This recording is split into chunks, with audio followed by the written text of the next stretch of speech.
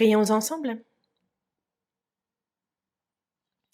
Dieu notre Père, toi qui es saint, qui nous aimes et qui es miséricordieux, c'est par ton sang précieux, Seigneur, que tu nous as sauvés.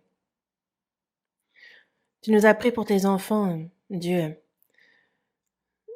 Et le temps qu'il nous reste à vivre dans la chair, ce temps que tu nous accordes, qu'il soit vécu à te servir, à prêcher ton évangile, à faire le service, à obéir. Merci pour la grâce que tu nous fais de pouvoir vivre ainsi. À cette heure, Seigneur, nous qui avons reçu le pardon de nos péchés par le sang précieux versé par le Seigneur, sommes réunis devant toi. Et le corona touche le monde et nous ne pouvons nous réunir librement. Et nous ne pouvons prêcher l'évangile autant que nous voudrions et librement aux âmes qui nous entourent. Ça nous attriste. Nous savons combien proche est ton retour. Nous qui vivons en cette fin des temps, indique-nous comment il nous convient de vivre devant toi en tant que tes enfants. Enseigne-le nous, que l'on veille, que l'on prie, que nous te servions, Seigneur, et que cette œuvre sainte que tu nous as confiée, qu'elle puisse s'accomplir entièrement. Et pour cela, garde notre pensée et notre cœur. Seigneur, que cette dernière occasion que tu nous apportes, que tu nous accordes, que nous puissions la saisir et accomplir ton œuvre, que nous puissions chacun être tenus par ta main puissante, Seigneur. Guide-nous. Toutes nos églises en Corée, toutes nos églises nombreuses dans le monde entier sont face à diverses difficultés, spirituellement, économiquement, personnellement. Il y a beaucoup de difficultés, certes, mais Seigneur, tu es avec nous et tu nous gardes, nous croyons en cela. Qu'aucun ne s'éloigne, qu'aucun n'abandonne la foi. Que ta puissance, que ta main miséricordieuse nous soutienne chacun.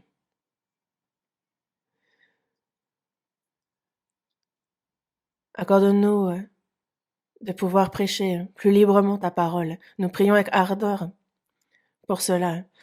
Garde les frères et sœurs, guide-les dans la chair et en esprit. À cette heure, il y a cette parole que tu souhaites nous révéler. Seigneur, il y a ta volonté sainte, comment il nous convient de vivre devant toi. Enseigne-le nous toujours davantage. Nous avons prié au nom du Seigneur Jésus, Christ. Amen. Ouvrons la Bible à l'Évangile selon Matthieu, chapitre 28.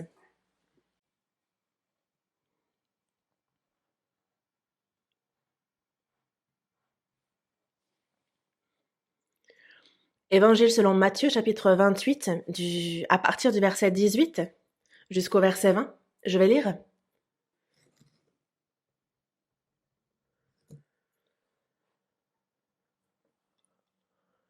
Évangile selon Matthieu, chapitre 28, à partir du verset 18 jusqu'au verset 20.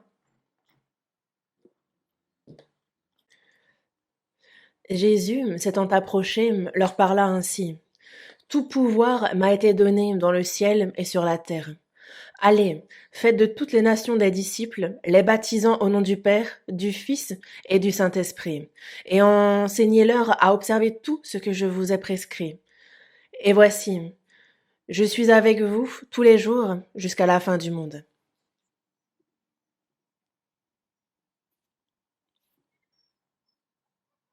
Jusqu'ici?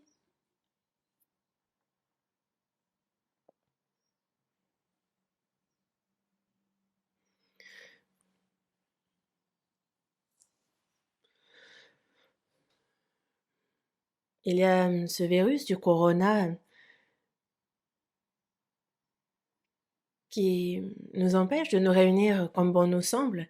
L'évangile est prêché, mais cela cesse. Il y a des difficultés dans la vie de foi. Non pas seulement dans la vie de foi, mais pour beaucoup, c'est aussi financièrement qu'il y a des difficultés dans la vie. Et comme nous le savons, toutes ces choses, tout ce qui arrive, le Seigneur nous l'a dit dans sa parole et ce sont des signes de la fin des temps, nous en sommes convaincus, nous en sommes certains. Et le retour du Seigneur est bien plus proche que nous le pensons, ça nous pouvons le savoir. Dans peu de temps,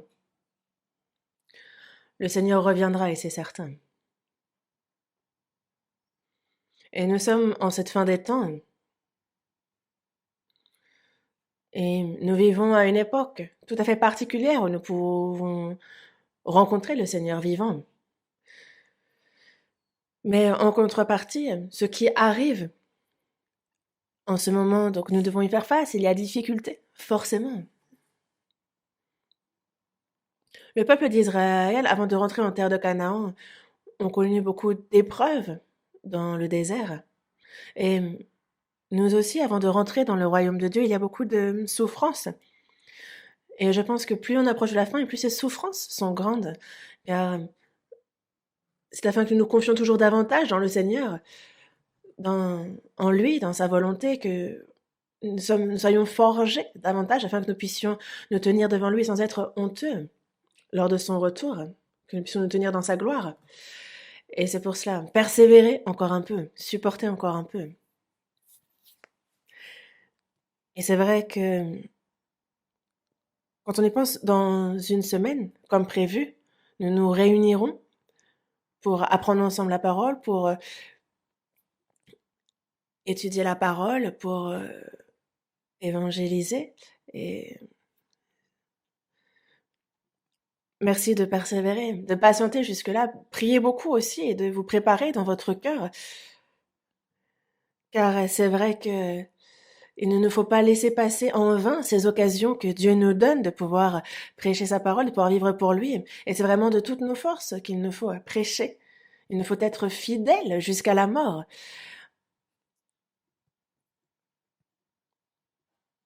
Un peu comme un feu qui s'embrase, qui brûle et qui s'éteint. L'apôtre Paul était emprisonné à Rome durant 2 années. Et dans beaucoup de difficultés, il a prêché, évangélisé. Et il est mort décapité. Mais avant de mourir, l'apôtre Paul a dit: «J'ai combattu le bon combat, j'ai achevé la course, j'ai gardé la foi. Désormais, la couronne de justice m'est réservée. Je vais désormais partir, mais le moment de mon départ approche, car pour moi, je sers déjà de libation.» Et on réfléchit un peu à ces dernières paroles, à ces derniers mots adressés par Paul. Jésus, lui, a dit: «Tout est accompli.» Il avait donc ainsi vaincu l'autorité de la mort, il avait vécu le pouvoir de Satan. L'apôtre Paul, lui, a prêché l'évangile et c'est pour cette prédication qu'il a couru. Il a gardé la foi et il n'a pas fait pour lui-même, il n'a fait aucun cas de sa vie. Il ne l'a pas seulement dit, il l'a véritablement fait dans les tribulations, dans les épreuves et jusqu'à perdre sa vie à la fin. Nous aussi, ce sont eux qu'il nous faut suivre, nous suivons leurs pas. Et c'est vrai il nous faut faire notre maximum pour non pas être lâches, mais faire ce que nous n'avons peut-être pas pu faire pour que cette scène finale soit grandiose. Que la pièce se termine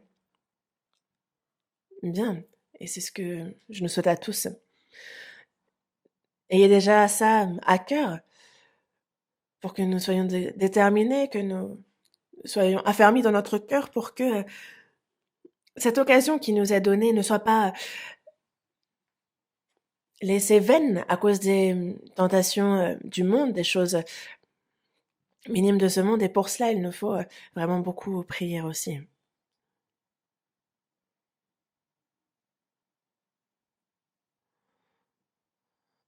Le dimanche,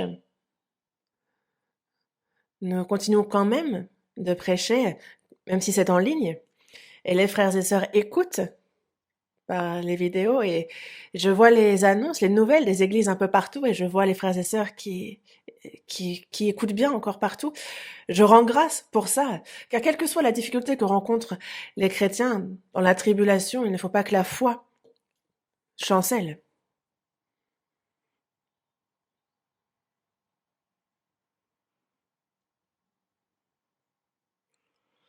Il faut se tenir affermé sur la parole pour qu'il n'y ait pas de changement dans notre foi, et je crois que ce fut le cas pour chacun.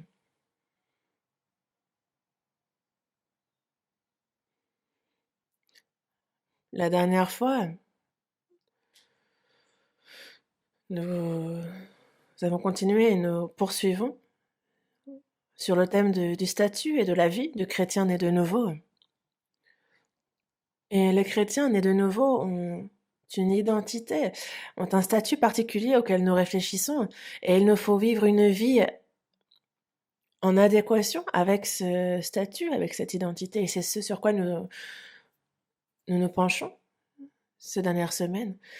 Et le plus important pour nous est que nous soyons enfants de Dieu. Et il n'y a pas de chose plus surprenante que celle-ci, que d'être devenu enfant de Dieu. Nous sommes aussi sacrificateurs du Seigneur. Et être sacrificateur est une fonction glorieuse. Jésus aussi est souverain sacrificateur. Et on nous a confié cette fonction de sacrificateur. Nous servons Dieu, nous vivons pour le Seigneur, nous faisons le service, et toutes ces choses-là, c'est un sacrifice vivant, c'est un culte raisonnable que nous rendons à Dieu. Et aujourd'hui, j'aimerais vous parler du fait que nous sommes disciples de Dieu, du Seigneur. Nous sommes enfants, nous sommes sacrificateurs, mais nous sommes aussi disciples.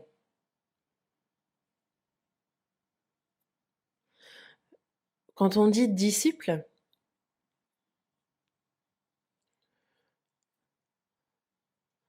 il y a un disciple va accomplir la tâche que lui a confiée son maître.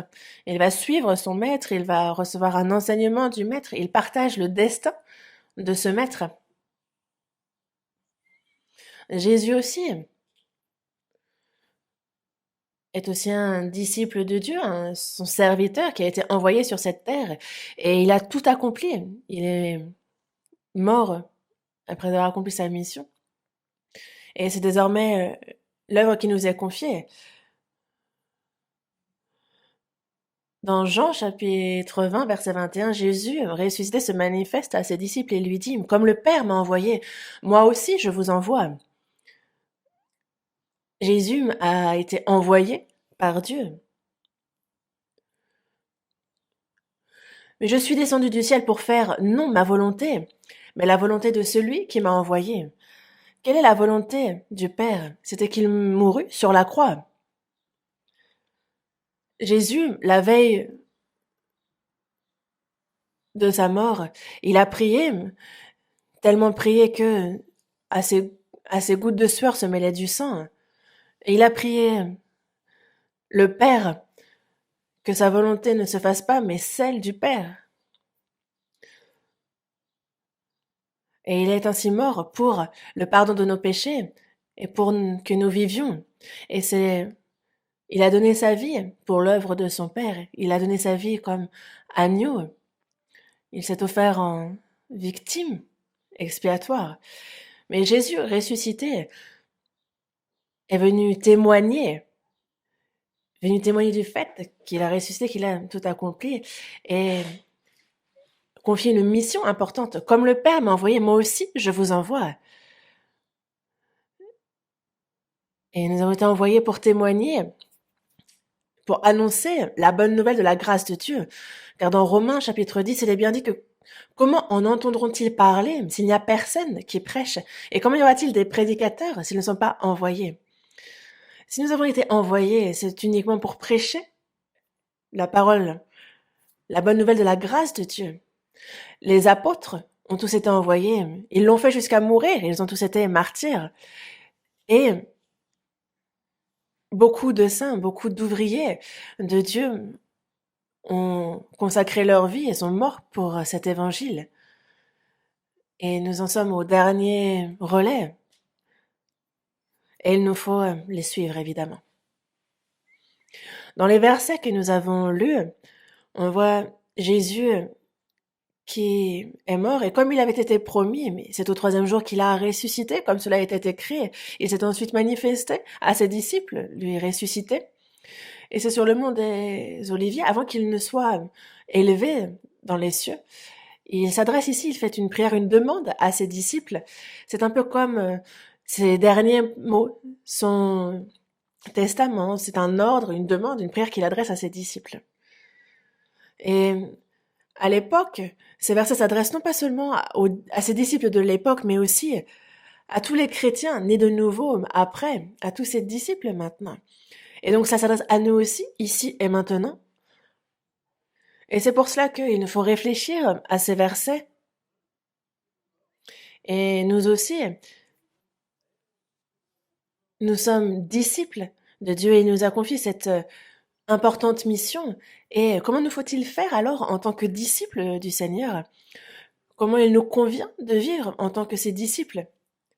La Bible nous le dit en détail, très précisément. Et donc on va voir cela. Et il nous faut donc suivre et vivre convenablement en tant que disciples. Dans Matthieu chapitre 28, dans le verset 18, Jésus, s'étant approché, leur parla ainsi.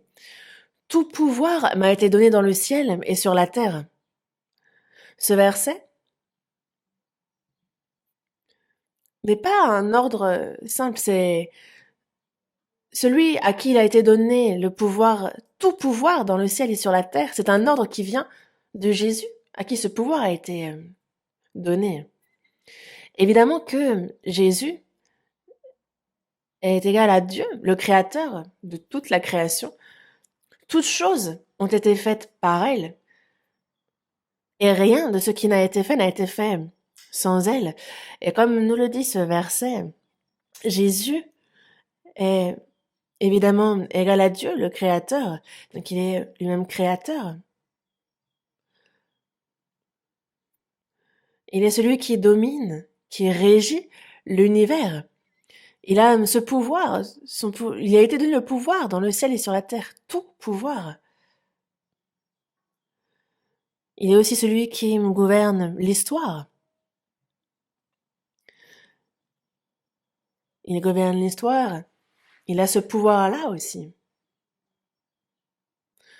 Et Jésus est mort, il a ressuscité, il a ainsi aussi aboli le pouvoir de la mort. Et il a il nous a également donné le pouvoir de la vie, le pouvoir de rentrer dans le royaume de Dieu. Il a les clés du ciel et de l'enfer. Certains ainsi iront au ciel et d'autres en enfer. Jésus a le pouvoir de l'expiation. Il a ce pouvoir de sacrifice qu'il a donné pour le salut des hommes. Il nous a donné la vie éternelle. C'est lui qui a le pouvoir de donner cette vie éternelle, le pouvoir pour les sacrifices, le pouvoir de nous sauver. Et il a aussi le pouvoir de juger. La Bible nous le dit bien dans Jean chapitre 5, verset 22, que Dieu a remis tout jugement au Fils. Jésus possède vraiment tout pouvoir. Et désormais, il est celui qui a tout pouvoir dans le ciel et sur la terre. Il régit non pas seulement l'univers, mais aussi l'armée céleste des anges. Ils ne réagissent qu'aux ordres du Seigneur. Il est le seul qui les gouverne, qui les domine. Il est celui qui régit, qui gouverne toutes choses. Raison pour laquelle il est dit que tout pouvoir lui a été donné dans le ciel et sur la terre. Tout pouvoir m'a été donné dans le ciel et sur la terre. Et donc, s'il ordonne quelque chose, il n'y a pas d'ordre au-dessus, n'est-ce pas? Il ne s'adresse pas seulement à ses disciples de l'époque.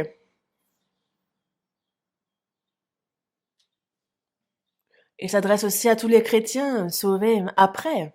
On est certain qu'il s'adresse à tous. Et le Seigneur, comme il nous le dit,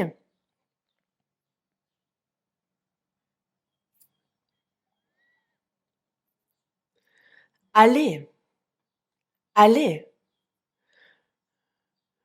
Lui qui a tout pouvoir dans le ciel et sur la terre ordonne d'aller. Allez. Allez où?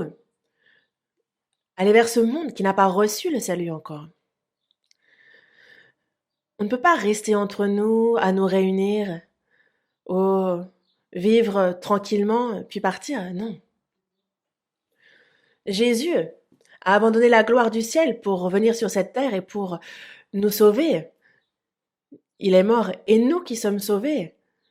Il nous adresse cet ordre. Allez. Dans Marc chapitre 16, verset 15, il est dit, allez par tout le monde et prêchez la bonne nouvelle à toute la création.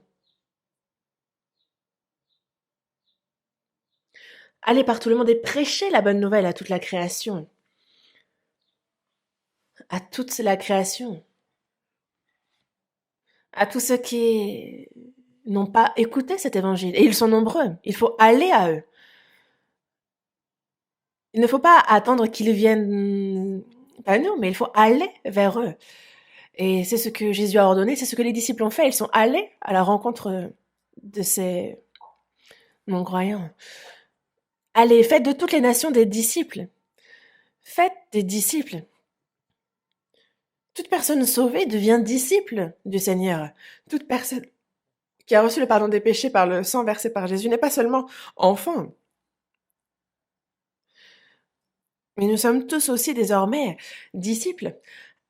Allez, faites des disciples. Et c'est pour ça que dans Actes chapitre 2, on voit que le Saint-Esprit est descendu à la Pentecôte et Pierre a prêché avec assurance l'évangile. Et ceux qui ont écouté cet évangile, qui ont reçu le salut et qui ont été baptisés, ils étaient tous ensemble dans le même lieu. En fait, ceux qui acceptèrent sa parole et furent baptisés. Et en ce jour-là, le nombre des disciples s'augmenta d'environ 3000 hommes. Et ce sont les disciples désormais du Christ et non pas de qui que ce soit d'autre. Il est dit faites des disciples. Et désormais, une personne sauvée prêche l'évangile à toute la création. Ces âmes sont sauvées. Il faut faire en sorte qu'ils deviennent disciples du Seigneur. C'est la mission très importante qui nous a été confiée à nous sauver. Les disciples, les apôtres ont prêché cette parole. Ils sont eux-mêmes disciples.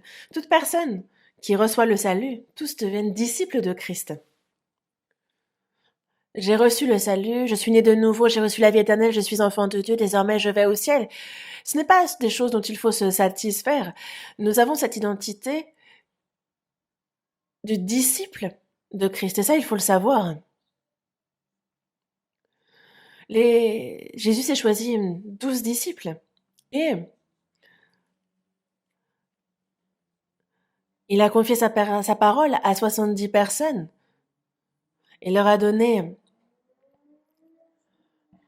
a confié la parole, il leur donna force et pouvoir sur tous les démons, et il leur donnait la puissance de prêcher, afin que dans les jours d'après, ce ne soit plus seulement les disciples, mais tout chrétien sauvé,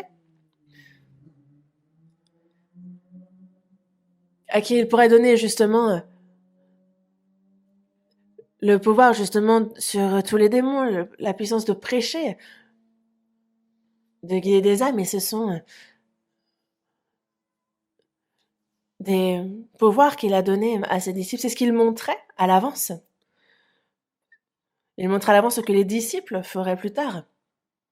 Et nous sommes disciples de Christ, et nous avons reçu de Christ des pouvoirs, le pouvoir de prêcher sa parole, le pouvoir de sauver des âmes. Mais vous recevrez une puissance, le Saint-Esprit survenant sur vous, et vous serez mes témoins. On a reçu une puissance, c'est une autorité, le pouvoir de devenir enfant de Dieu, le pouvoir d'être disciple, et ce n'est pas rien. Le pouvoir de prêcher cette parole, de sauver des âmes, ce n'est pas banal. Et si on a un homme puissant qui gouverne sur cette terre, est-ce qu'il peut, avec ce pouvoir, sauver des âmes? Non. Non, non, le pouvoir que nous avons reçu ne consiste pas en de telles choses. Mais il y a ces âmes qui courent à la perdition, et nous avons le pouvoir de les sauver, le pouvoir de, de faire ces sacrifices en tant que sacrificateur. Comme le Père m'a envoyé, je vous envoie aussi.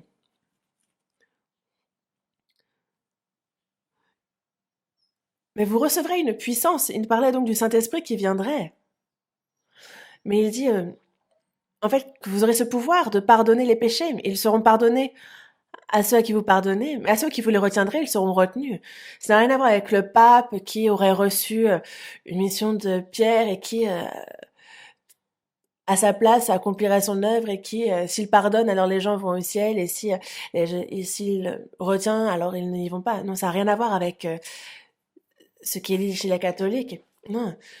Mais ce que Jésus a accompli sur la croix, lorsque l'on témoigne, lorsque l'on prêche cette grâce, alors les gens peuvent recevoir le salut, leurs péchés peuvent être pardonnés, alors que si on ne leur en parle pas, ils ne peuvent. On a ce pouvoir de leur annoncer ou non. C'est ce pouvoir qui nous a été donné. Et on ne peut pas l'utiliser à mauvais escient. Si on a le pouvoir, si on a par exemple le médicament de sauver une personne mourante, alors il faut le lui donner. Mais si on le cache, si on l'enfouit, ou qu'on ne le lui donne pas, alors qu'une petite aide, elle aurait pu vivre si on ne le laisse mourir, alors c'est une grande faute, ne pensez-vous pas? L'apôtre Paul a dit « Malheur à moi si je n'annonce pas l'évangile ». Et dans le Proverbe chapitre 24, dans le verset 11, il est dit aussi « Délivre ceux qu'on traîne à la mort ». Il ne faut pas les laisser dans leur état.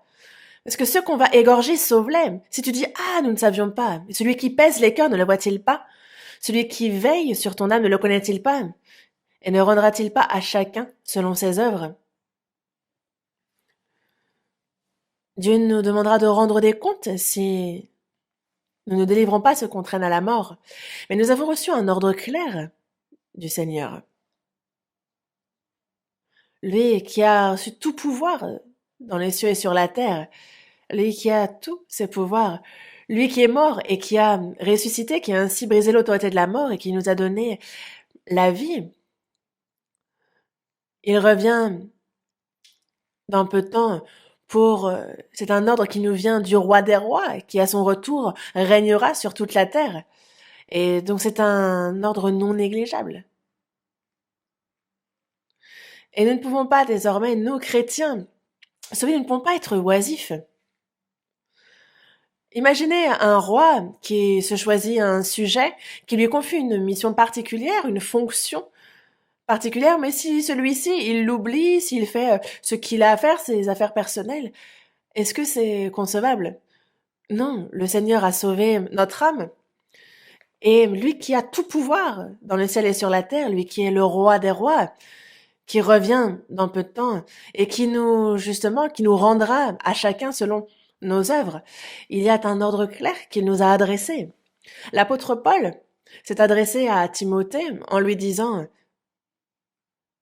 « Je t'en conjure devant Dieu et devant Jésus-Christ qui doit juger les vivants et les morts. Et au nom de son apparition et de son royaume, prêche la parole. » Il n'y a pas d'ordre plus clair, plus pressant. Et il s'adresse à nous. Si nous avons une mesure de foi différente, des capacités différentes, c'est un ordre qui s'adresse à tous les croyants. Car même si ce que nous pouvons faire dans ce monde est différent, nous avons un seul et même objectif. Que l'on fasse dans les affaires, que l'on soit agriculteur, que l'on soit professeur, quoi que nous fassions, c'est un moyen. Mais quel est notre objectif, notre but? C'est prêcher l'évangile. Si vous pensez que ce sont les prédicateurs seuls, les pasteurs, les évangélistes, les missionnaires, et vous vous dites, ah, moi, non, je ne pourrais jamais faire ça, non. C'est se tromper. Est-ce que, si vous regardez dans la Bible, est-ce que c'est seulement les apôtres qui ont prêché? Non. Il y a des diacres, il y a des fidèles qui, partout où ils allaient, prêcher l'évangile, qui ont d'ailleurs été parfois lapidés, qui sont morts en martyrs après avoir prêché l'évangile. Mais moi, je dis, je n'ai aucune force, je ne sais rien faire. Une personne comme moi, comment pourrait-elle prêcher l'évangile? Mais vous ne pouvez pas prier. Vous pouvez prier. Une personne qui travaille, si elle est zélée, elle se garde peu pour elle. Et si elle consacre beaucoup pour l'évangile, c'est ce qu'il lui faut faire, c'est possible.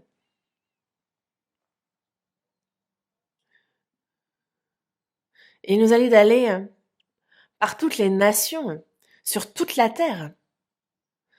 Si moi-même je ne peux pas y aller, il nous faut prier pour qu'un autre puisse y aller, pour qu'il puisse aller évangéliser. Il faut soutenir avec les fonds qu'on a. La prédication de cet évangile ne se fait pas seulement par le courage de certains et par les pieds de certains, non, c'est toute l'Église, par la prière de tous les chrétiens sauvés, parce que nous contribuons, nous coopérons dans un même but, pour une même œuvre. On rassemble les capacités, la sagesse, on rassemble tout ce qui est possible dans la prédication de l'évangile et on meurt ensemble pour cet évangile. Sans cela, comment pensez-vous qu'une âme pourrait être sauvée? Et plus nous nous sacrifions, et plus d'âmes sont sauvées. Ça, j'en suis sûre. Mais parmi ceux qui sont sauvés, il y en a beaucoup qui encore sont charnels, leur cœur détourné par des choses insignifiantes de ce monde, et qui ne participent pas, qui ne coopèrent pas dans la prédication de l'évangile, et qui se disent, ah, si moi je ne le fais pas, quelqu'un d'autre le fera, ça va. C'est vraiment se tromper soi-même. L'apôtre Paul a bien dit, malheur à moi si je n'annonce pas l'évangile. Et ce verset ne s'adresse pas seulement aux disciples, ce n'est pas que la responsabilité seule est aux disciples, aux apôtres, non, elle est sur chacun d'entre nous. Le Seigneur, à son retour, on devra en rendre compte. Et ce jour n'est plus si loin que ça, nous qui vivons en cette fin des temps. Mais il y a cet ordre que Jésus a donné avant d'être élevé aux cieux. Et il a dit justement, allez, faites de toutes les nations des disciples, les baptisant au nom du Père, et il faut justement être ses témoins à Jérusalem, dans toute la Judée, dans la Samarie et jusqu'aux extrémités de la terre. Il nous faut donner tout ce qu'on a pour cette mission que l'on a reçue. Faites de toutes les nations des disciples. Lorsque l'on reçoit le salut, on devient disciple du Seigneur, disciple de Christ. Une personne sauvée, mais qui pense que disciple de Christ, c'est seulement réservé à certaines personnes, c'est un état particulier. Non. Il a bien dit, faites de toutes les nations des disciples. Une personne sauvée, quand on lui prêche, lorsqu'elle est sauvée, il faut qu'on fasse en sorte justement qu'elle soit sauvée et elle devient automatiquement disciple de Christ. Quand on prêche, la personne reçoit le salut, mais il fait en sorte que cette personne ne soit pas oisive. Il faut bien lui rappeler qu'elle est aussi disciple. Qu'on soit femme ou homme, cela n'a sans aucune distinction, on est disciple. Faites de toutes les nations des disciples. Sauvés, non pas seulement sauvés, mais aussi les éduquer, les enseigner, pour que chacun puisse vivre correctement en tant qu'enfant de Dieu. Et on parle justement de l'éducation des disciples. Mais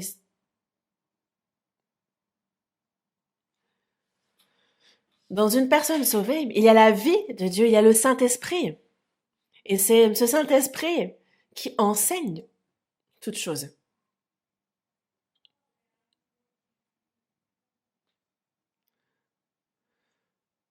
Mais dans Matthieu chapitre 23, verset 8, il est dit, mais vous, ne vous faites pas appeler rabbi, car un seul est votre maître et vous êtes tous frères. Car un seul est votre maître, c'est Christ. Notre seul et véritable maître, c'est une seule et même personne, c'est Jésus-Christ, le Seigneur Jésus, le Christ. Et c'est pour cela que nous, il nous faut apprendre de Jésus, apprendre du Christ, apprendre du Seigneur et en tant que disciple de Christ, il y a une éducation qu'il nous faut recevoir. Il nous faut être formé. Il nous faut être entraîné, exercé. Dans Matthieu chapitre 13, verset 52, il dit que tout scribe instruit de ce qui regarde le royaume des cieux. Les scribes des cieux, qu'est-ce que cela symbolise? C'est que dans Colossiens, chapitre 4, verset 11, il cite des noms en disant que ces personnes-là sont les seules qui aient travaillé avec lui pour le royaume de Dieu. On travaille dans ce monde, certes, mais on travaille avec les uns les autres pour le royaume de Dieu. On rassemble le peuple du royaume de Dieu. On meurt comme un grain pour donner naissance à bien d'autres grains. On travaille ensemble pour le royaume. C'est cela, les disciples de Christ. Ça ne vous surprend pas? C'est cela, les scribes des cieux. Et c'est un ministère, une fonction qui nous a été donnée. Il ne faut pas la négliger, il ne faut pas la prendre à la légère. Et en fait, il nous explique aussi le processus pour devenir disciple. Dans le verset 19, « Allez, faites de toutes les nations des disciples, les baptisant au nom du Père, du Fils et du Saint-Esprit. »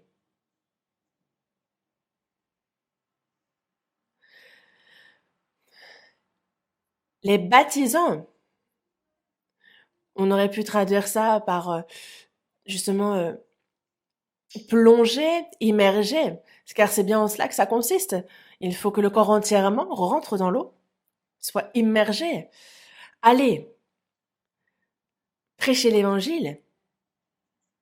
Faites de toutes les nations des disciples, les baptisant au nom du Père, du Fils et du Saint-Esprit. Lorsqu'on reçoit le salut, on devient disciple de Jésus et ensuite, on est baptisé au nom du Père, du Fils et du Saint-Esprit. Et c'est ici le processus pour être disciple du Christ. Une personne qui n'est pas sauvée n'est ni disciple du Seigneur et ne mérite pas, n'est pas digne d'être baptisée. Ça ne lui est d'aucune utilité. Même si elle le fait, c'est vain. Et le baptême n'est pas une sorte de rituel. Ce n'est pas une formalité.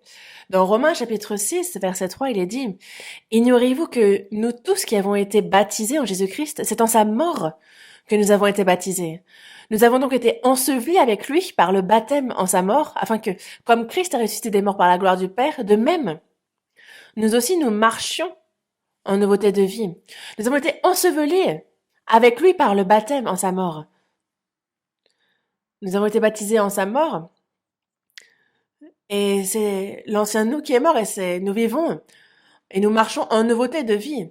Et j'ai été crucifié avec Jésus sur la croix. Désormais, ce n'est plus moi qui vis, c'est Christ qui vit en moi. Et désormais, ma vie, il est mon espérance, et le Seigneur est ma puissance, ma force. J'étais pécheur, mais je suis juste. Je vivais pour moi, mais désormais je vis pour le Seigneur. La vie, pour moi-même, est finie. Elle a été ensevelie, je suis mort. Et la vie qu'il me reste à vivre désormais, c'est pour la gloire et pour la volonté de Dieu.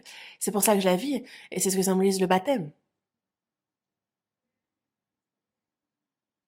Les gens de ce monde ont des projets, des plans, des désirs, chacun, selon leurs propres envies. Mais ça tient jusqu'à la mort, parce que, une fois mort, on est enterré et c'est fini, le calme revient. Quand nous sommes sauvés, c'est à ce moment-là que nous sommes morts avec Christ. Nous avons été ensevelis avec lui. Par le baptême en sa mort, c'est pas que nous avons notre baptême, non, c'est que nous sommes morts avec le Christ et nous sommes revenus à la vie avec lui. Et c'est ce qui se passe dans notre cœur quand nous sommes sauvés. Mais on le proclame, on fait cette profession de foi lors du baptême. Le pécheur est mort et désormais je suis juste et je vis. Désormais, je ne vis plus pour moi. Il y a Dieu qui vit en moi. Et c'est désormais pour lui que je vis. Il y a une nouvelle vie qui a commencé. C'est ce que l'on proclame lors du baptême. C'est ça, le baptême. C'est une promesse faite avec Dieu aussi. Que le reste de notre vie, nous allons vivre seulement pour le Seigneur qui nous a rendu la vie. N'est-ce pas? À la cérémonie du mariage, la personne avant de se marier vivait à sa guise, c'est possible. Mais une fois mariée, désormais, c'est l'épouse d'un mari et c'est le mari d'une épouse. Et donc on ne peut pas aller vers n'importe qui désormais. Une personne mariée ne peut pas aller voir un autre homme, une autre femme. On ne peut pas passer à quelqu'un d'autre parce que c'est un vœu que l'on a fait devant Dieu, car nous ne sommes plus deux mais un désormais. Le Seigneur étant né pour le mariage des chrétiens, c'est une promesse que l'on fait de vivre ensemble pour le Seigneur. Et l'on ne peut pas briser cela.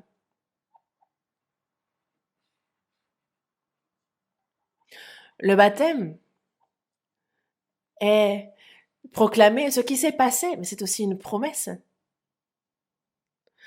Pour que la vie qu'il nous reste à vivre, on proclame qu'on la vit seulement pour le Seigneur. Que je meure pour le Seigneur, que je vive, c'est pour le Seigneur. Moi je suis au Seigneur. Parce que nous avons été rachetés à un grand prix. Il nous faut donc glorifier Dieu dans notre corps. Parce que l'on appartient à Dieu. Il nous faut discerner, est-ce que nous nous appartenons à nous-mêmes ou est-ce que nous appartenons à Dieu? Ah, parfois, un petit peu à Dieu. Une toute petite partie. Et le reste du temps, on s'appartient à soi-même. Le Seigneur qui nous a sauvés a donné sa vie. Il a abandonné sa vie. Il a été jusqu'à mourir sur la croix. Et est-ce qu'on se fout de Dieu lorsqu'on a un tel comportement? La vie de foi n'est pas comme certains disent. C'est pas une blague. On ne rigole pas. Lui qui s'est sacrifié, qui était jusqu'à mourir pour nous. Et donc il est normal que l'on fasse de même, évidemment. Désormais, ils sont baptisés. Les personnes qui n'ont pas reçu le baptême après le salut, vous avez donc le baptême dans le cœur qui s'est accompli. Mais il nous faut le proclamer devant les hommes. Il y a une femme parmi tous ceux qui entouraient le Seigneur et qui le suivaient, et ça faisait 12 ans qu'elle souffrait d'une perte de sang, et elle a touché la tunique du Seigneur. Elle l'a touché parce qu'elle savait, elle croyait, parce que si elle le touche seulement sa tunique, alors elle pourrait être guérie. Elle l'a été parce qu'elle avait la foi. Mais Jésus l'a senti et a demandé, qui m'a touché? Les disciples lui disent, mais regardez, on est tous les uns contre les autres, on se colle les uns aux autres, vous êtes trop sensibles. Non. Ce n'est pas sa sensibilité. C'est parce que cette femme a touché Jésus. Il le savait déjà qu'elle le toucherait. Mais il a bien dit que une puissance l'a quitté. Donc il lui a demandé c'est qui. Il aurait très bien pu désigner la personne, il aurait très bien pu dire c'est toi. Mais il a demandé qui m'a touché. Les disciples ont dit ah bon bah ils peuvent bien te toucher, bon on continue, nous on continue notre chemin. Non. Jésus n'a pas poursuivi son chemin. Pourquoi? Parce que si la personne est guérie, il faut qu'elle le proclame devant les gens. Il faut le confesser. Une personne sauvée qui ne le dit pas et qui reste cachée. Non. Devant le Dieu, devant les hommes. Il faut le dire, il faut le confesser. Car on croit du cœur, mais on confesse de la bouche.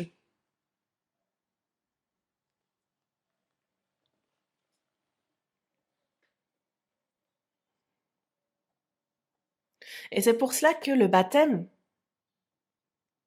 est un moment, un moment très important devant Dieu, justement, de résolution. C'est un rite très important. C'est aussi le début d'une nouvelle vie. Et donc les personnes sauvées qui n'ont pas reçu le baptême, il faut le recevoir aussi. C'est un ordre du Seigneur d'ailleurs.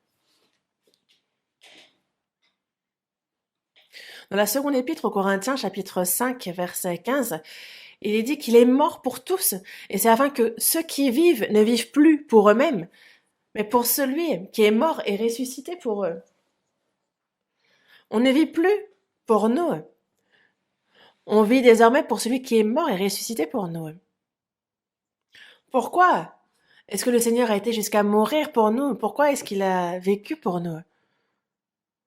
Jésus est mort, a ressuscité, et il a sauvé des âmes, afin que ceux-ci ne vivent plus pour eux-mêmes, mais qu'ils vivent pour celui qui est mort et ressuscité pour eux.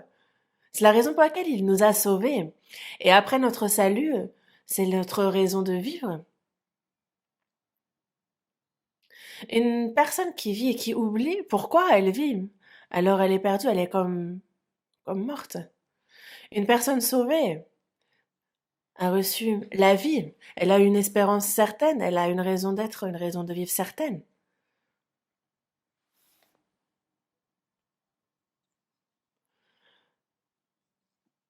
En fait, ce processus pour devenir disciple, ça me rappelle, vous connaissez les francs-maçons, cette société secrète, qui est d'ailleurs certainement la plus ancienne mondialement. C'est une société secrète non des moindres, les francs-maçons, une société secrète. Les francs-maçons étaient justement donc des maçons qui justement faisaient des allers-retours. En fait, ils étaient, les Juifs ont été dispersés, mais ils avaient des techniques particulières qui leur a permis de de survivre. Mais ils n'étaient pas seulement maçons. Désormais, c'est justement ils ont été massacrés, ils ont été dispersés, et ils avaient toujours à cœur de se venger. Comment? Ils parlaient justement de gouverner le monde, de dominer ce monde. Ils rêvent de vengeance. C'est la raison même de l'existence des francs-maçons, cette société secrète. Et si vous pensez qu'ils sommeillent à ce moment, non du tout. Ils aiguisent leurs armes et ils en sont aux derniers préparatifs. Les Juifs ont à peu près 33 rangs dans cette échelle, dans leur hiérarchie. Et il est dit que le 33e, justement, ce sont des païens. Et en fait, je me suis renseignée auprès d'un expert des francs-maçons qui d'ailleurs fait des études détaillées, minutieuses sur les francs-maçons. Et que ce soit les politiciens du monde, les économistes, les journalistes, les intellectuels, les scientifiques, les militaires, c'est l'élite mondiale qui constitue ces francs-maçons et seulement cette élite. Et c'est vrai que quand on regarde, il y en a à peu près 5 790 000 membres. 5 790 000 membres. Nous savons qui sont ces francs-maçons.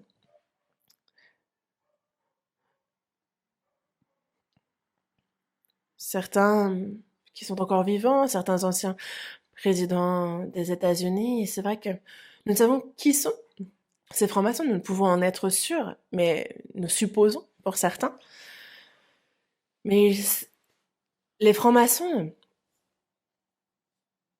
pour devenir membre, il y a un processus à suivre. Et je vous en parle parce que justement, c'est un peu similaire au baptême. Si on souhaite devenir franc-maçon, il nous couvre les yeux afin qu'on ne sache pas où on se rend. On se rend, je sais pas, dans un sous-sol, on ne sait pas où c'est. Mais en fait, il faut passer plusieurs choses terrifiantes. Il arrive parfois même que certains soient enterrés vivants et qu'il faille en sortir. Mais c'est bien pour signifier que désormais tu es mort et tu es revenu à la vie pour les francs-maçons. Et si jamais tu trahis les francs-maçons, alors nous reviendrons te voir et nous te tuerons. Et donc si tu obéis seulement aux ordres des francs-maçons, alors le reste, nous nous en chargeons. Nous nous occuperons de tout le reste. C'est un peu le même principe. Et ceux qui font partie des francs-maçons disent bien que leur vie ne leur appartient pas, qu'ils sont désormais, qu'ils vivent pour les francs-maçons. Et ils n'ont qu'un seul et même but, c'est gouverner, de former ce gouvernement mondial. Et en fait, ils ont finalement intégré l'œuvre de Satan, l'œuvre du diable. C'est ce que le diable fait, c'est son œuvre. Il utilise les intellectuels, vraiment ceux qui sont intelligents dans ce monde, et il prépare la scène finale. Et c'est pour cela que les maçons disent désormais que leur vie pour eux-mêmes est terminée, et qu'ils ne vivent désormais que pour les francs-maçons et pour l'objectif qu'ils ont, pour établir et installer ce gouvernement mondial. Mais c'est un peu semblable à nous sauver, qui sommes baptisés, parce que je suis mort. Et avec Jésus, je suis revenu à la vie avec lui. Donc je ne vis plus pour moi-même, mais je vis pour celui qui est mort et ressuscité pour moi. Quand on vit pour le Seigneur, alors le Seigneur s'occupe de nous dans ce monde, charnellement, spirituellement, il se charge de tout. Allez, mais faites de toutes les nations des disciples, les baptisant au nom du Père, du Fils et du Saint-Esprit. Et enseignez-leur à observer tout ce que vous ai prescrit. Et il ajoute ensuite, donc, qu'il il faut enseigner justement à ses disciples à observer tout ce que je vous ai prescrit. En faire des disciples, les sauver, les baptiser, puis leur enseigner la parole du Seigneur et faire en sorte qu'ils puissent observer tout ce qui est prescrit. Dans la seconde épître à Timothée, chapitre 2, verset 2, il est dit que ce que tu as entendu de moi en présence de beaucoup de témoins, confie-le à des hommes fidèles qui soient capables de l'enseigner aussi à d'autres. Et ça se poursuit encore maintenant. Ce que les apôtres ont entendu l'ont enseigné à d'autres. Et eux qui ont appris l'ont enseigné encore à d'autres. Et nous aussi, nous sommes sauvés, nous sommes enseignés dans l'Église. Et par l'Église, c'est le lieu où on se réunit pour apprendre, pour enseigner. Les personnes sauvées, après leur salut et jusqu'à la fin, enseignent droitement cette parole, ce qu'ils entendent. Et il faut aussi observer tout ce qui nous est prescrit. Dans Jean chapitre 14, il est dit que le consolateur, l'Esprit Saint, quand il viendra, c'est le Père qui l'envoie, et il nous enseignera toutes choses. Et il vous rappellera tout ce que je vous ai dit. Il nous fera penser à nouveau à la parole du Seigneur. Il nous enseignera toutes choses, il nous permet de comprendre toute la parole du Seigneur. L'apôtre Paul n'a pas appris directement du Seigneur, mais après son salut, c'est le Saint-Esprit qui lui a dit, il a écrit plus de la moitié des livres du Nouveau Testament, mais c'est enseigné par le Saint-Esprit qu'il l'a fait. Il n'a pas appris de qui que ce soit. Il n'a ni reçu ni appris d'un homme, mais c'est par une révélation de Jésus-Christ. Comme c'est écrit dans la Bible. Dans la première épître de Jean, chapitre 2, verset 27, il est dit que pour vous, l'onction que vous avez reçue de lui demeure en vous. Et vous n'avez pas besoin qu'on vous enseigne.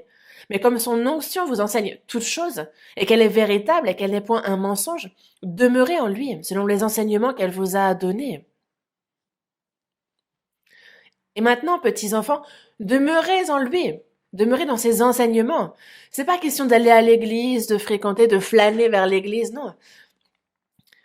Demeurer dans le Seigneur, c'est être enseigné par le Saint-Esprit, demeurer dans ses enseignements, et c'est les observer, c'est garder ses ordonnances. Dans Osée, chapitre 4, verset 6, il est dit, le prophète Osée a bien dit, mon peuple est détruit parce qu'il lui manque la connaissance. Ils n'ont pas de connaissance. La connaissance de Dieu est la raison pour laquelle ils périssent. Et dans le chapitre 6, verset 3, c'est pour ça qu'il insiste. Connaissons, cherchons à connaître l'Éternel. Il nous faut être zélés dans l'apprentissage du Seigneur, de l'Éternel. Parce que si l'on remplit notre tête de toutes les connaissances de ce monde, où est-ce que l'on peut mettre la connaissance du Christ? Depuis le jour de notre salut et jusqu'à la fin, il nous faut apprendre, il nous faut prier, être enseigné par la parole, lire et être enseigné dans l'église parce qu'il y a des choses que l'on ne comprend pas seul. Il nous faut continuellement apprendre et être zélé dans cet apprentissage. Que ce soit, on commence en primaire, on arrive au collège, lycée, l'université, le master, on passe des années à étudier, n'est-ce pas, afin d'apprendre les connaissances de ce monde, la sagesse de ce monde, afin de connaître le succès dans ce monde. Mais nous, en tant que disciples de Christ, en tant que chrétiens, comment nous faut-il faire pour apprendre comment il nous convient de vivre? C'est avec zèle qu'il nous faut apprendre sur Christ et sa parole. Mais si on est avare en temps investi pour sa parole, ou si on va plus ou moins, pas trop à l'église, pourquoi passer tant de temps à regarder la télé? Pourquoi passer tant de choses à faire des choses vaines et non pas à regarder la Bible? Quand est-ce que vous allez apprendre la Bible alors? Il nous a bien dit, cherchons à connaître l'Éternel. Il faut s'y efforcer. Dans Philippiens chapitre 3, verset 8, l'apôtre Paul a bien dit qu'il regardait toutes choses comme une perte à cause de l'excellence de la connaissance de Jésus-Christ, son Seigneur. Parce que pour lui, la connaissance de Jésus-Christ, son Seigneur, c'était ce qu'il était excellent. Il a renoncé à tout. Il a considéré toutes choses comme une perte. Il les a regardées comme de la boue. Et ça, c'est afin de gagner Christ. Connaître Jésus-Christ, gagner Christ. Parce que plus je connais le Christ et plus je demeure en lui. Quand on dit apprendre, c'est pas juste apprendre. C'est vraiment entrer en Christ. C'est vraiment observer sa parole et faire en sorte que sa personnalité se forme en nous. C'est pratiquer ses ordonnances, faire ce qu'il nous demande. C'est pour cela que réellement, en fait, on est en union avec le Seigneur de plus en plus. Il faut faire ce qu'on dit, n'est-ce pas? C'est pas la Bible d'un côté et moi de l'autre. Dans Éphésiens chapitre 4, verset 13, il est dit qu'il nous faut parvenir à l'unité de la foi et de la connaissance du Fils de Dieu, à un état d'homme fait, à la mesure de la stature parfaite de Christ.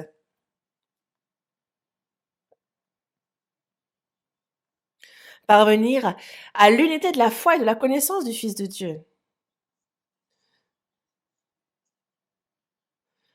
Les saints, c'est le Saint-Esprit qui permet cette unité de la foi, de la connaissance du Fils de Dieu, parce que si l'on n'a pas la même connaissance, on n'a donc pas la même foi. Et c'est afin d'arriver à l'état d'homme fait, à la mesure de la stature parfaite de Christ. On parle ici de la croissance dans la foi, l'état d'homme fait. Dans Éphésiens chapitre 4, verset 3, il nous est dit de nous efforcer de conserver l'unité de l'esprit par le lien de la paix. Nous pouvons avoir cette unité quand nous sommes justement unis dans la connaissance. C'est par la parole. Nous sommes unis par la parole, par la vie. Nous avons une seule et même foi, nous avons un même objectif dans la vie. C'est de cette unité dont on parle. Dans Colossiens chapitre 2, verset 3, il est dit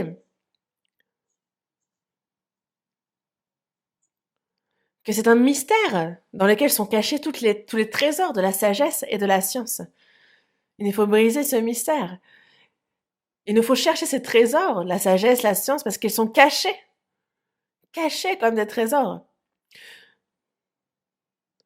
Il faut leur enseigner à observer tout à ses disciples, car il y a ces paroles qui enseignent les disciples et il faut pratiquer ces paroles. Pratiquer. Ce que le maître peut bien enseigner, si le disciple se contente d'apprendre et qu'il fait autre chose, ce n'est pas bon. Dans la première épître de Jean, chapitre 2, verset 6, il est dit que celui qui dit qu'il demeure en lui, il doit marcher aussi comme il a marché lui-même. On apprend sur le Seigneur, on voit ce qu'il a fait, mais il faut faire comme il a fait. Celui qui demeure en lui doit marcher aussi comme il a marché. Si on dit qu'on demeure en lui, il faut marcher comme il a marché. Dans Jean, chapitre 13, il nous dit bien, je vous ai donné un exemple afin que vous fassiez comme je vous ai fait. Et il nous a montré cet exemple afin que nous fassions comme il a fait. Et c'est ce qu'il nous invite à faire. Et c'est ce qu'il nous faut faire. Il a lavé les pieds de ses disciples et il nous dit bien, il est bon que vous le fassiez les uns pour les autres. Il nous faut apprendre de Christ. Dans Jacques, chapitre 1, verset 22, il dit de mettre en pratique la parole et de ne pas nous borner à l'écouter. Parce qu'on se trompe nous-mêmes par de faux raisonnements, parce que si quelqu'un écoute la parole et ne la met pas en pratique, il est semblable à un homme qui regarde dans un miroir son visage naturel et qui, après s'être regardé, s'en va et oublie aussitôt quel il était. C'est se tromper soi-même. Nous, nous avons la responsabilité d'agir autant que nous apprenons. Dans Éphésiens chapitre 4, on va aller à Éphésiens chapitre 4. Éphésiens chapitre 4, verset 20.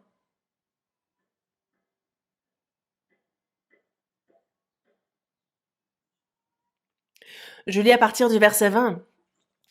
Mais vous, ce n'est pas ainsi que vous avez appris Christ. Si du moins vous l'avez entendu, et si, conformément à la vérité qui est en Jésus, c'est en lui que vous avez été instruits à vous dépouiller.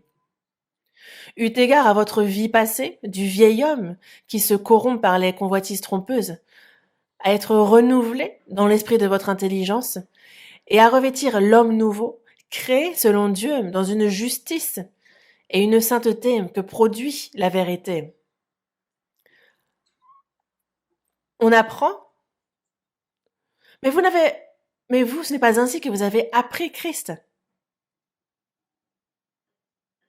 Certaines personnes disent avoir beaucoup appris, ils ont une tête énorme, mais ne pas obéir, ne pas observer une seule de ces paroles.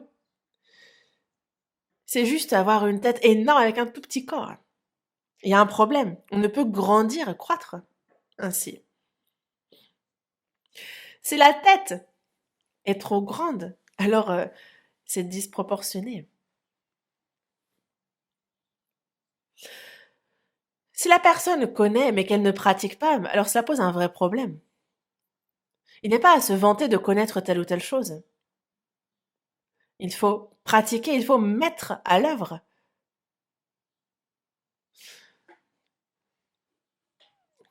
Si du moins vous l'avez entendu, et si c'est en lui que vous avez été instruit à vous dépouiller, eu égard à votre vie passée du vieil homme qui se corrompt par les convoitises trompeuses.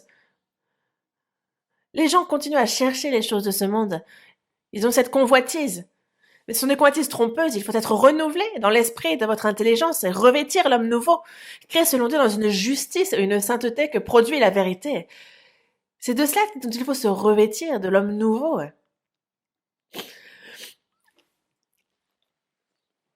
La larme, par exemple, va se dépouiller de plusieurs couches et devenir ensuite une libellule. On arrête.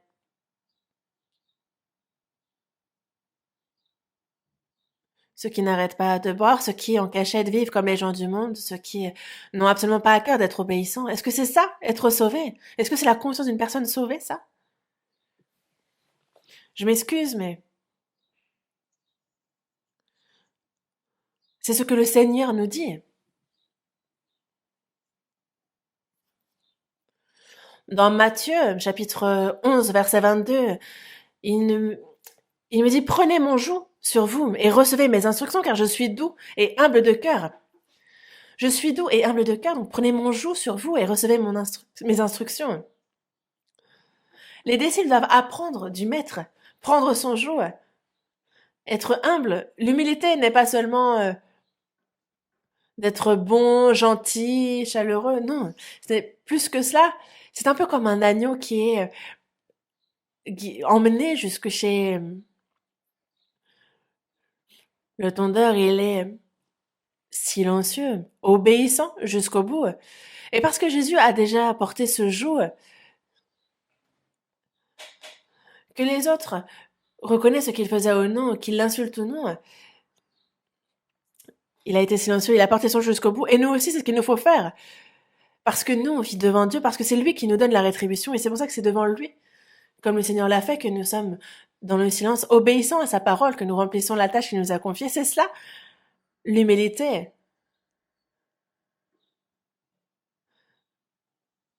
Et est-ce qu'une personne orgueilleuse peut justement obéir à la parole de Dieu? Non. Prenez mon joug sur vous et recevez mes instructions, car je suis doux et humble de cœur. Et il nous faut le suivre.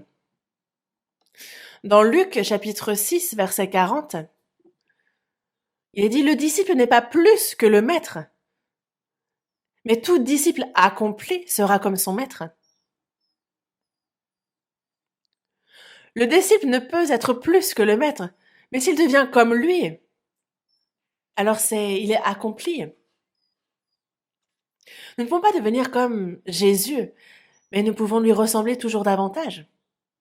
Petit à petit, que ce soit nos pensées, que ce soit nos actions, nos paroles, nous pouvons toujours ressembler davantage au Seigneur et agir comme lui-même a agi. Quand on fait quelque chose, on se dit, ah, si Jésus était là, que ferait-il? Il faut lui demander. Reconnais-le dans toutes tes voies, et il aplanira tes sentiers. Dans Proverbes chapitre 3, verset 6. Agir comme lui aurait agi.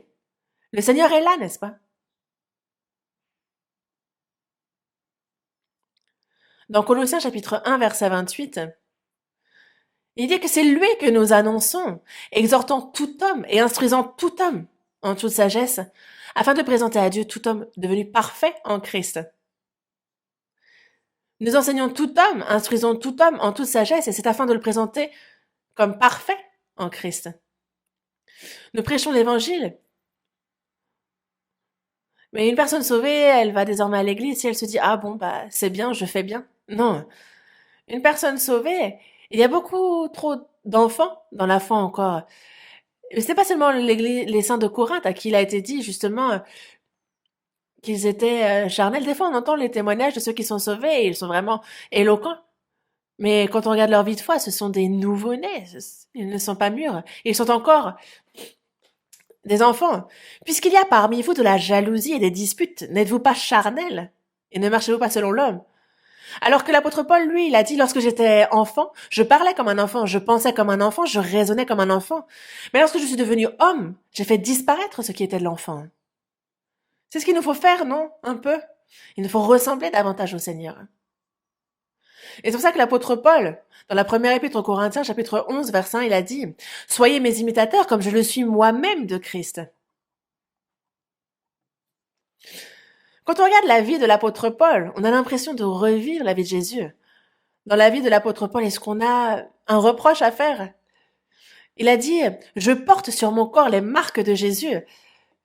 Et c'est dans sa chair qu'il a manifesté Jésus de nouveau, il en porte la marque. Est-ce que ce n'est pas possible pour nous? Et même si ce n'est pas comme Paul ou comme Pierre, est-ce que nous aussi, il ne faut pas suivre cette voie?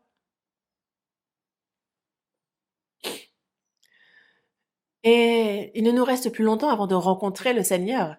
Et le Seigneur, à son retour, il nous faut agir petit à peu mieux comme le Seigneur pour pouvoir justement entrer dans sa gloire. C'est une dernière occasion qu'il nous a donnée. Dans la seconde épître de Pierre, chapitre 3, verset 18, il nous est dit de croître dans la grâce et dans la connaissance de notre Seigneur. De croître.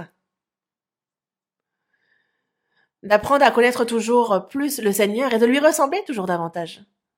De vivre comme lui, toujours mieux, toujours plus. Une personne sauvée qui parle à tort et à travers, qui agit à la légère, ça convient? Est-ce que c'est bien une personne sauvée? Je m'en excuse, mais jusqu'à quand allez-vous agir ainsi? Les jeunes enfants peuvent paraître immatures, mais il faut se poser la question, est-ce que je ne suis pas encore plus immature qu'eux? Dans Éphésiens chapitre 4, verset 15, il est dit que, professant la vérité dans la charité, nous croissons à tous égards en celui qui est le chef, Christ. Comme le Seigneur, nous croissons à tous égards, car il est ce vers quoi nous tendons. Et qu'est-ce que dit Jésus à la toute fin? Voici.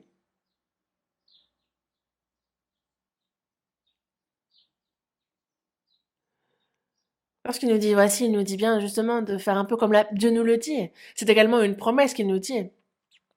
Il a dit qu'il sera avec nous jusqu'à la fin. Lui qui a reçu tout pouvoir dans les cieux et sur la terre. Il a le pouvoir, tous les pouvoirs. Et lui qui donne toute grâce, toute puissance afin de pouvoir obéir à la parole de Dieu, de pouvoir observer sa parole. Il est avec nous jusqu'à la fin. Quand on prêche l'évangile, lorsqu'on vit selon sa volonté et jusqu'au dernier jour, il dit être avec nous. Ne crains rien car je suis avec toi. Ne promène pas des regards inquiets car je suis ton Dieu.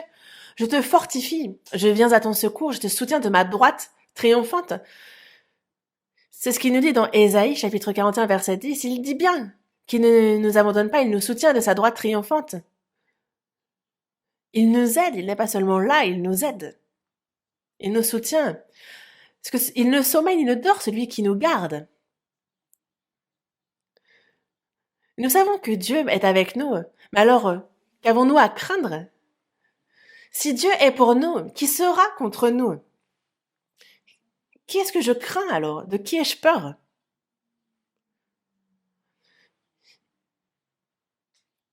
Si Dieu est pour nous, qui sera contre nous? Je l'ai même mémorisé en anglais, tellement j'ai aimé ce verset. Si Dieu est pour nous, qui sera contre nous? Qui devons-nous craindre? Il n'y a personne à craindre, car Dieu est celui qui a tout pouvoir.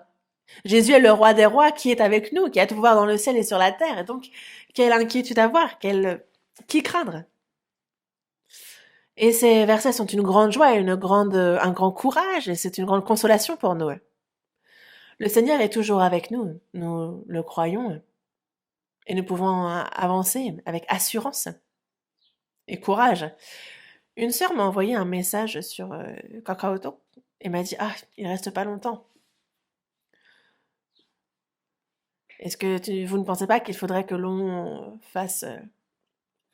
que l'on retourne l'adversaire un peu? C'est un peu comme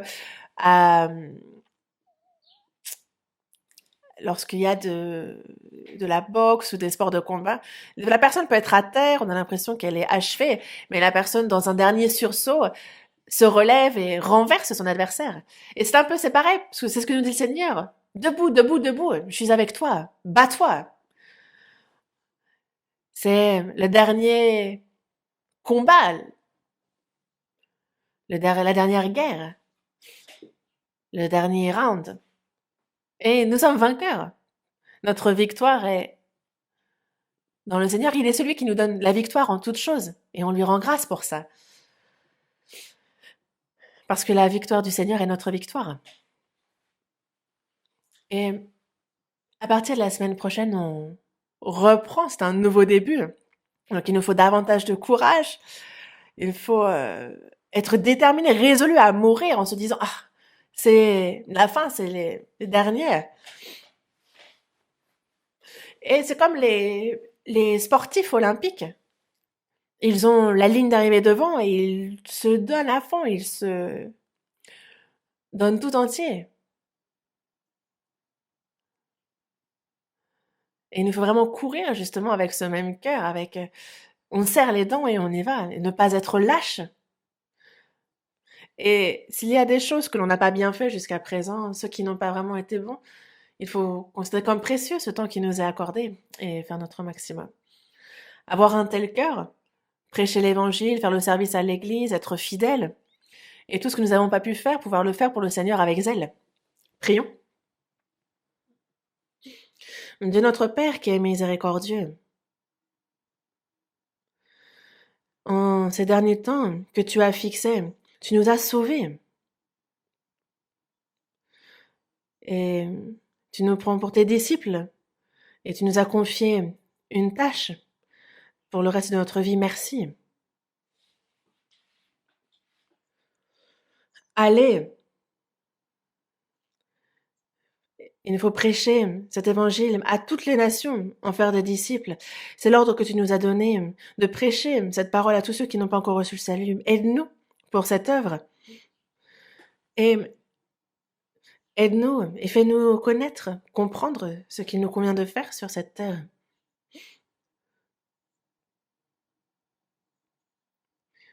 Faire de ces âmes misérables qui n'ont pas connu ta parole des disciples, qu'ils soient baptisés et qu'ils puissent vivre et mourir pour toi, qu'ils puissent confirmer, être certains que tu es mort pour eux, que tu as repris la vie et qu'ils meurent en toi et qu'ils reprennent vie en toi.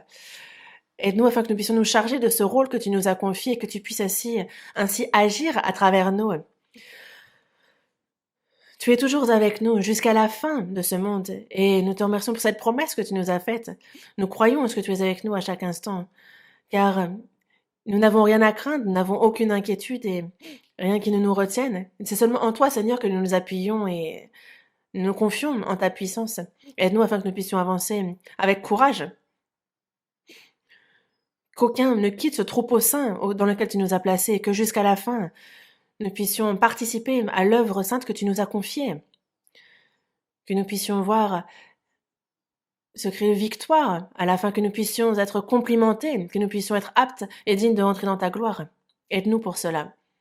Nous avons prié au nom du Seigneur Jésus. Amen.